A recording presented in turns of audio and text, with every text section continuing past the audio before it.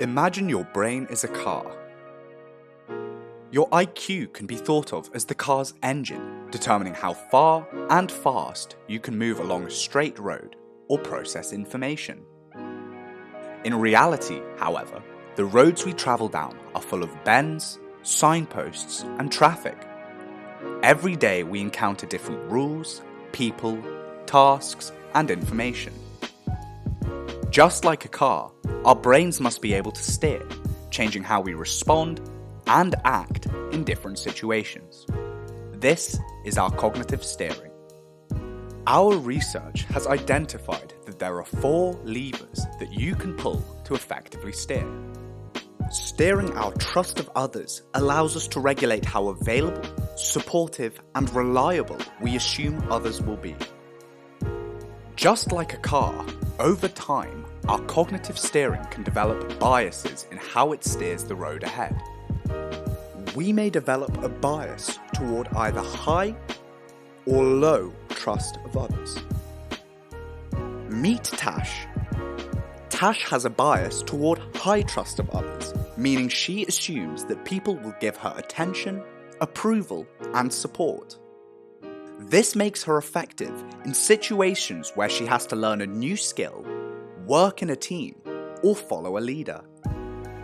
However, Tash has to be careful that her high trust of others doesn't become a polar bias, one that is fixed. A polar bias toward a high trust of others increases Tash's risk of becoming people-pleasing, easily led, or overburdened fulfilling others' wishes. Meet Mo. Mo has a low trust of others, meaning he tends to doubt that people will give him attention, approval, and support.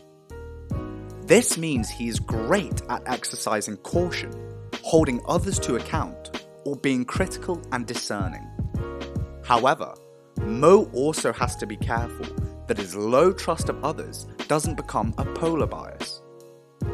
A polar bias toward a low trust of others increases Mo's risk of developing a tendency to blame others, avoid commitment, and deflect vulnerabilities.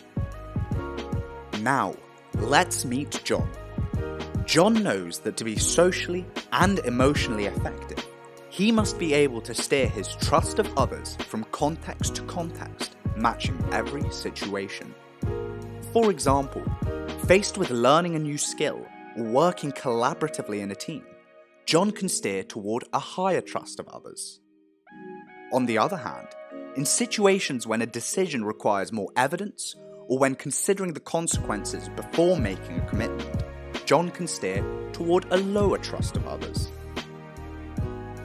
John's steering increases his social emotional agility and protects him against the social and mental health risks linked to polar biases. Be like John and learn to steer your trust of others. You steer. Next generation human skills.